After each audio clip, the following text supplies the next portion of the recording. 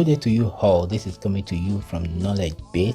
In this video, I'll be solving November 2011 Part 2 WAEC mathematics question for some students preparing for their O-level examination.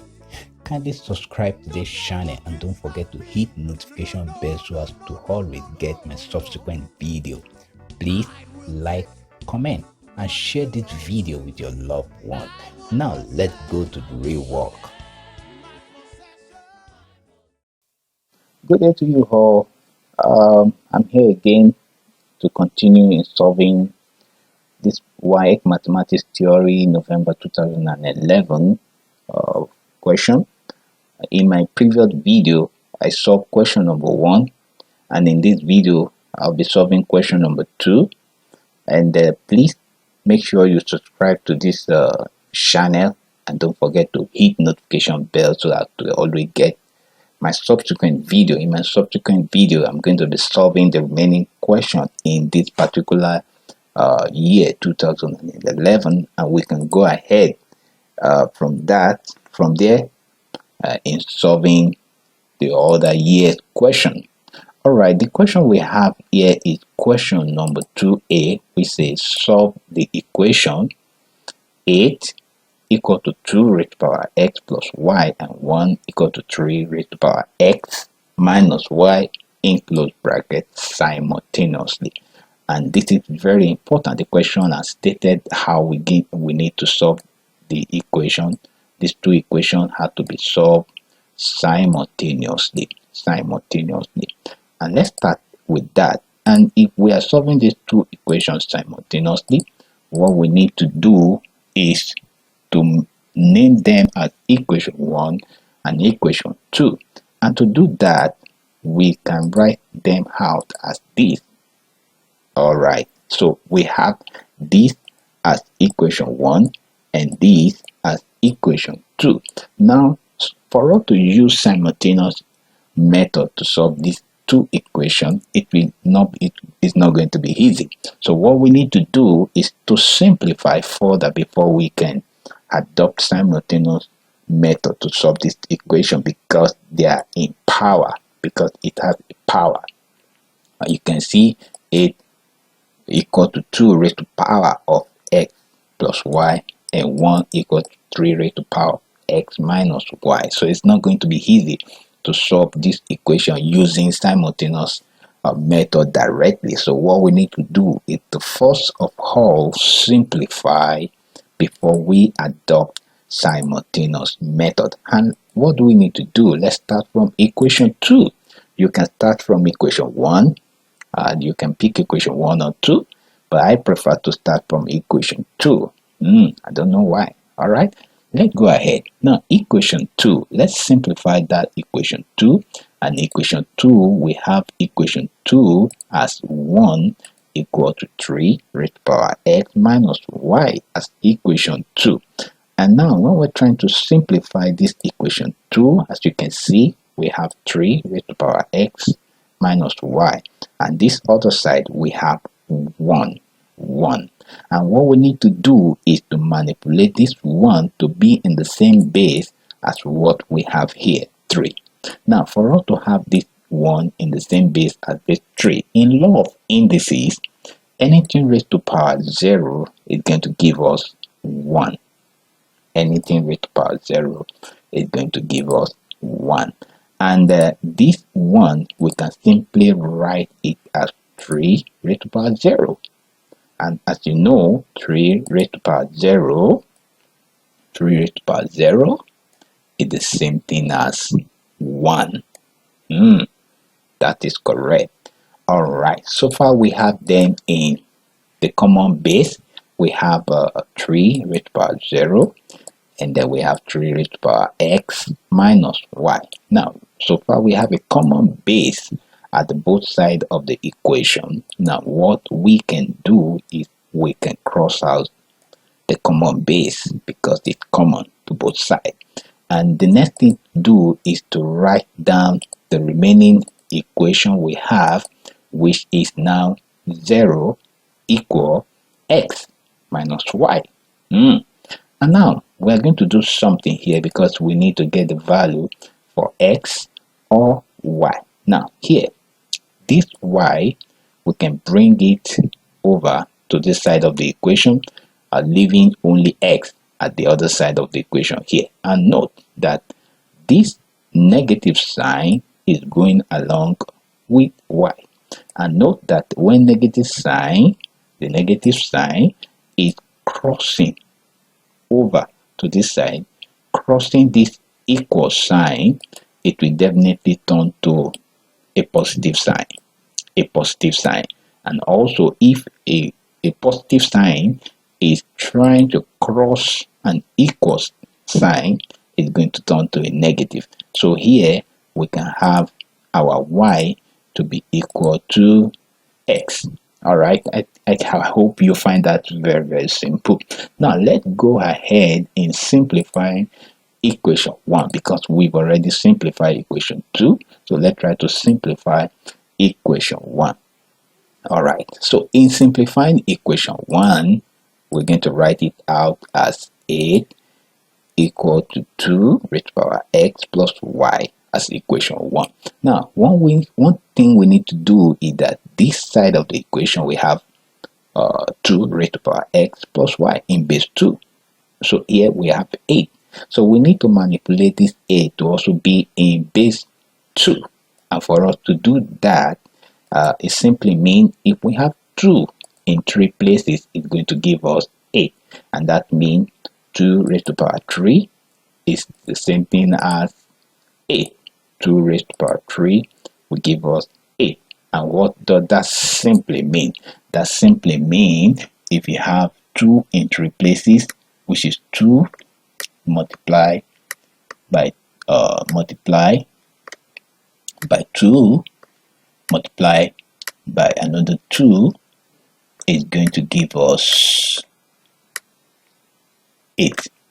All right, so it's going to give us 8, and that is why we have 2 raised to the power 3 to be equal to 2 raised to the power x plus y, as we have it in this equation 1. And looking at this equation, you can see that 2 is common to both sides. We have 2 here, we have 2 here. And one thing we can do is to cross out the 2 at both sides, as we did here. As we did here. Now, crossing out the 2 at both sides, we are going to write out the remaining equation, which is 3 equal to x plus y. Now we're getting toward the final answer. Now what we need to do here is to use simultaneous method to solve this equation further in order to get the value for y and x. And in simultaneous method, we can use elimination method, or substitutional method. In this regard, I will be using substitutional method because I've already gotten the value of x or y here. As you can see, y is equal to x. So using substitutional method means I need to substitute either of these value into this particular equation. And which one should I use first? So let me try to substitute y into the above equation. Now if I'm substituting y into the above equation, that means this x will now turn to y, because in this particular part I have my y equal to x. Alright, so when you try to do that, that leads us to the next equation as 3 equal to y plus y. Now when you have 3 equal to y plus y is going to give us what? Can I hear someone say that to me? It's going to give us 2y. Correct. So we have 3 to be equal to 2y. And remember, we need to find the value of y. So in this case, we can divide both sides of this equation by 2, so that 2 can cross out these 2 remaining y. And if you try to do that, dividing through by 2, you can have your value of y as equal to 3 over 2, and that is an improper fraction, and you can go ahead and solve it further that 3 over 2 is the same thing as 1 whole number, 1 divided by 2.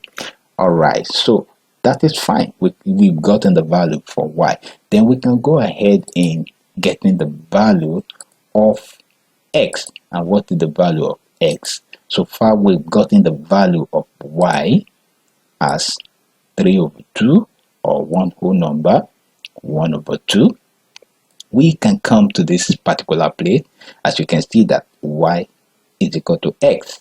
So to get the value of x now, just substitute y here, and that simply tells us that our x is also the same as what? 3 over 2. And then we can also write out this improper fraction as 1 whole number, 1 over 2, and that is correct. Thank you very much. All right, so we're going to move to the next question, which is question 2b. Question 2b says thus: if 3x plus 2y divided by 5x minus 4y equal to 9 over 4, find the ratio x ratio y. Now that is what the question has to find. In solving for this, we need to simplify the above equation to the extent that we get the value for x and the value for y. And for us to do that, let's try to write out the equation. All right, we have it this way. The first thing to do is, in this equation, we are going to cross multiply. That is, this numerator, we use it to multiply the denominator, and this denominator, we use it to multiply this numerator. Now, how do we do that? That means 4 multiplied by this expression and 9 multiplied by this expression. And when we use 4 to multiply that expression and 9 to multiply the other expression at the numerator, we have this. So what we have is this. So you can see that we have 4 multiplied by this expression, and this equal sign stay here, and 9 multiplied by this, and we have it here. Now we are going to open the bracket with the number in front of the bracket, this 4 to multiply through, and this 9 to multiply through. And if we are doing that, 4 multiplied by 3 is going to give us 12, 4 multiplied by 2 is going to give us 8, 4 multiplied by 5 is going to give us 45, and 9 multiplied by 5 give us 45, and 9 multiplied by 4 is going to give us 36, and that will give us the next equation I'm going to show you right away. All right, that is it. So as we have it now, that 4 multiplied by 3 give us this, 4 multiplied by 2y is giving us 8y, and 9 multiplied by 5 we have 45, and 9 multiplied by 4y we have 36y. And now what we need to do is we need to collect the like terms, and the like terms, as you can see, we have x here, we have x here, we have y here, and we have y here. So y and y are like terms, x and x are like terms. So let's collect either x to this side of the equation and y to this side of the equation. Now if we're going to do that, that means this 45x will be coming to this side of the equation, and also our 8y will be coming to this side of the equation. And note, we imagine that we have a positive sign in front of 45x, and when 45x plus 45x is coming to this side, because of crossing this equal sign, it returns to minus 45x, and this plus 8y, because it's crossing the equal sign to this side, it's going to turn to minus 8y, minus 8y, and that is what we have here.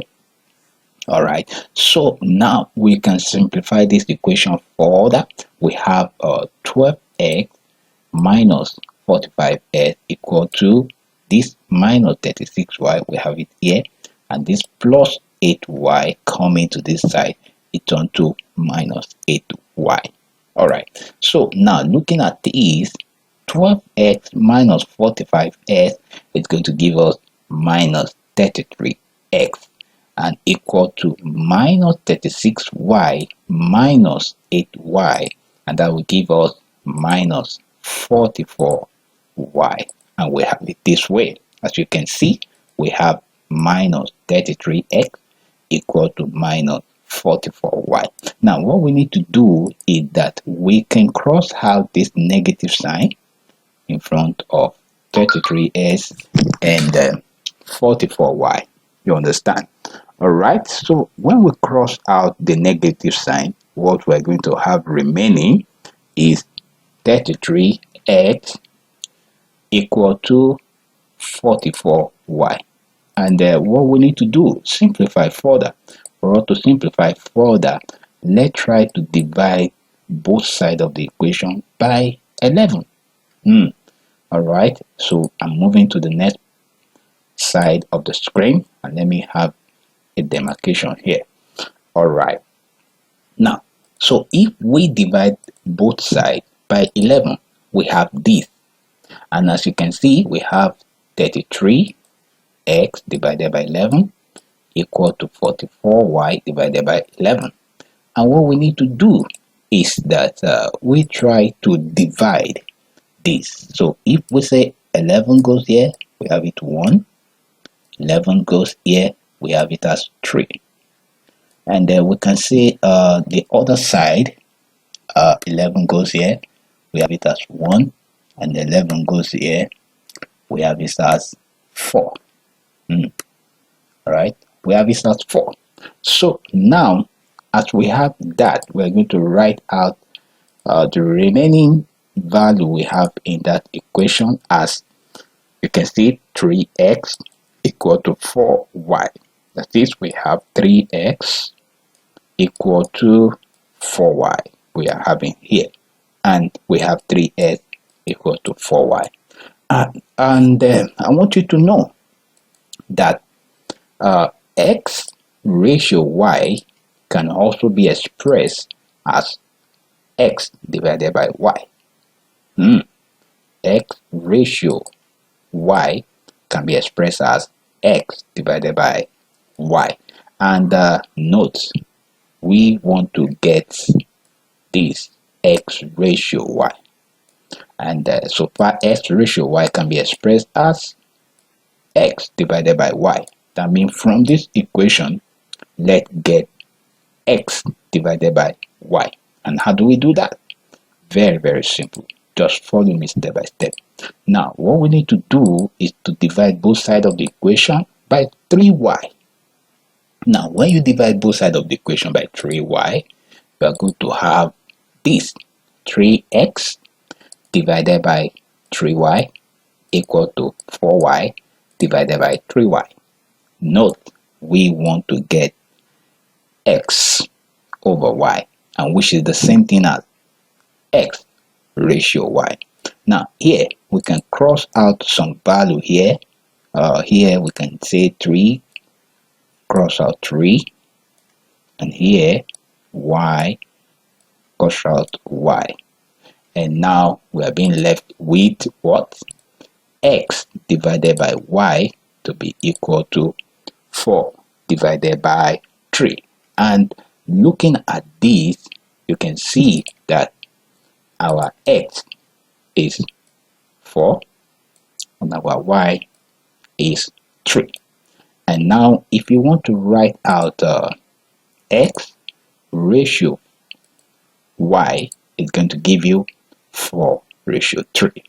That is, our x is 4 and our y is 3. So we can write out x ratio y as as 4:3, and that is the correct answer.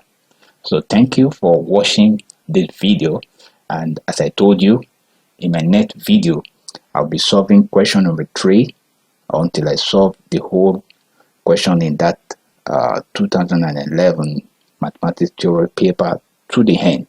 And please make sure you subscribe to this channel, and don't forget to hit the notification bell so that you can always get my subsequent video.